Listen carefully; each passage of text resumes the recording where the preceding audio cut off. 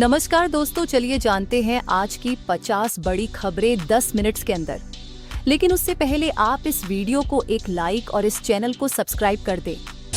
लखनऊ में राज्य सरकार ने यूपीएससीआर स्टेट कैपिटल रीजन योजना का ऐलान किया। योजना लखनऊ और आसपास के 5 जिलों में अवसंरचना, हाउसिंग और उद्योग विस्तार पर केंद्रित रहेगी। बिहार में जल्द ही पहला वंदे भारत स्लीपर ट्रेन शुरू होने की संभावना। दिल्ली पटना मार्ग पर सितंबर के अंत तक परिचालन की बातचीत चल रही है। आधिकारिक रूट अभी तय होना बाकी। गोरखपुर के भीड़-भाड़ वाले बाजार में पत्नी की गोली मारकर हत्या का मामला, आरोपी ने कबूलियत दी। विवाह विवाद और महंगी तलाक झगड़े का हवाला बताया जा रहा है। बीपीएससी ने 71वीं सीसीई प्रारंभिक का एडमिट कार्ड 6 सितंबर से डाउनलोड करने के लिए प्रकाशित किया। परीक्षार्थियों को वेबसाइट पर समय और सेंटर की जानकारी मिलेगी।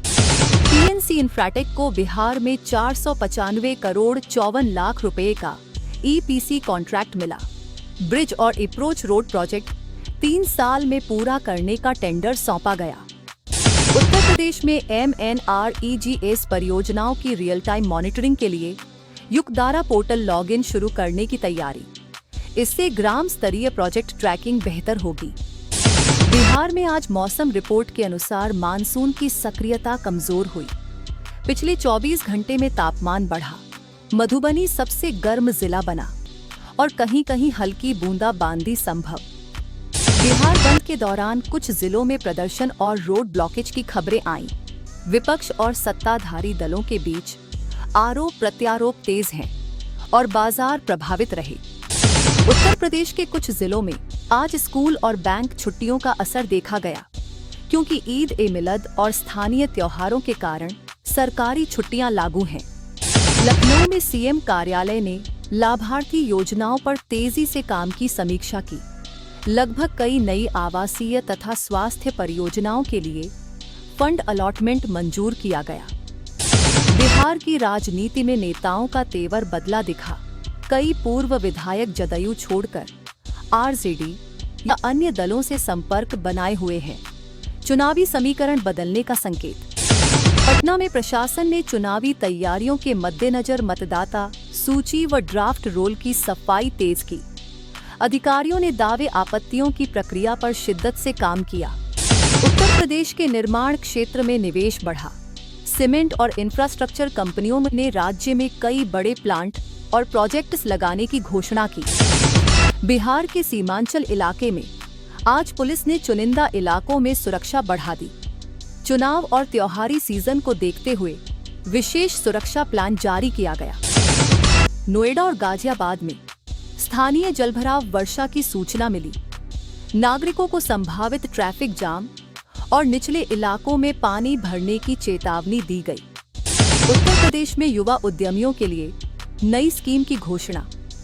स्टार्टअप इंक्यूबेशन और अनुदान देने की पहल रोजगार सृजन पर जोर देगी। बिहार के जिलों में आयुष्मान स्वास्थ्य शिविरों की शुरुआत। ग्रामीण क्षेत्रों में मुफ्त जांच व दवा वितरण को प्राथमिकता दी जा रही है। लखनऊ में राज्य कैबिनेट ने सप्लाई चेन और किसान समर्थन के लिए लॉजिस्टिक्स हब बढ़ाने का प्रस्ताव पारित किया। कृषि उत्पादों की मंडी सुविधाएं सुधारे जाने की योजना।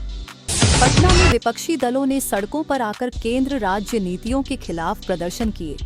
पुलिस ने शांति बनाए रखने के निर्देश देते हुए सीमित गिरफ्तारी की। उत्तर प्रदेश के एक शहरी जिले में ट्रैफिक हादसे में कई वाहन क्षतिग्रस्त। स्थानीय प्रशासन ने क्लियरेंस व रिकंस्ट्रक्शन के निर्देश जारी किए। बिहार के शिक्षण संस्थानों में सीबीएसई व राज्य बोर्ड की तैयारियों के लिए निरीक्षण जारी। शैक्षिक गुणवत्ता और परीक्षा व्यवस्था पर निगरानी बढ़ाई गई। उत्तर प्रदेश के ग्रामीण इलाकों में सरकार ने सड़क पुनर्निर्माण और पुल मरम्मत के लिए विशेष फंड जारी किए। काम चरणबद्ध तरीके से शुरू होगा।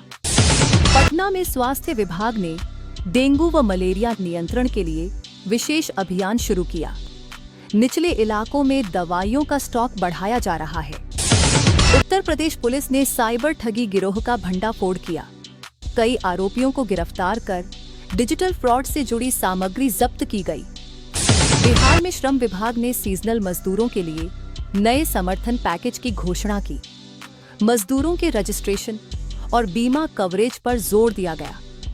लखनऊ और आसपास के जिलों में स्वास्थ्य इंफ्रास्ट्रक्चर बढ़ाने के लिए नए मेडिकल कॉलेज और अस्पतालों के प्रस्ताव बने। अधिकारियों ने जमीन पहचान शुरू कर दी। बिहार में कृषि उत्पादों के भंडारण और मंडी व्यवस्था सुधारने के लिए राज्य स्तर पर नई नीतियां प्रस्तावित।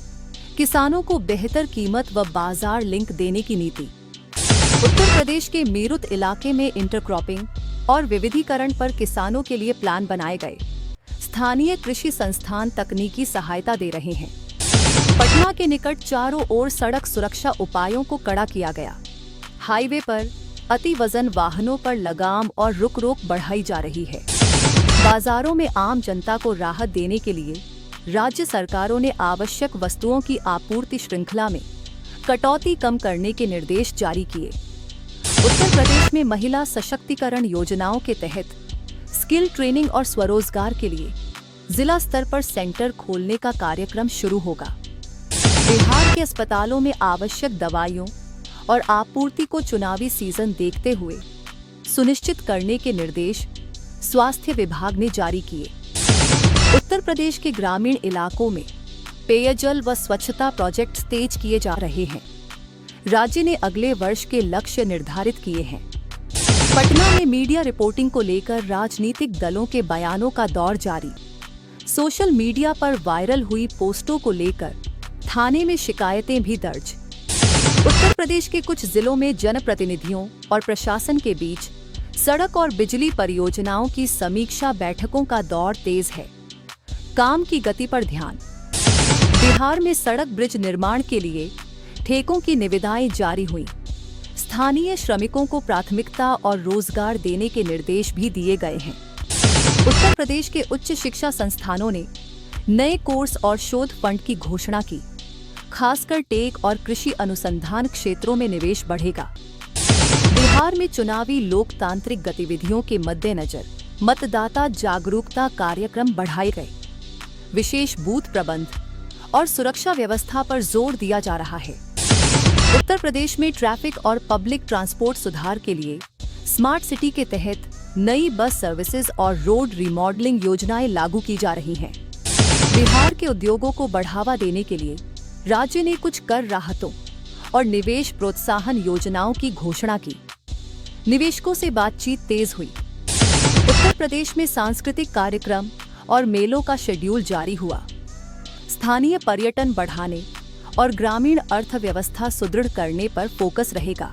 पटना आसपास के जिलों में वन्य जीव और पर्यावरण संरक्षण के लिए नई पहल, पेड़ लगाओ अभियान और नदी स्वच्छता पर कार्यक्रम की रूपरेखा तैयार की गई। उत्तर प्रदेश के स्वास्थ्य विभाग ने टीकाकरण व रोग नियंत्रण कैंपेन का अपना शेड्यूल अपडेट किया।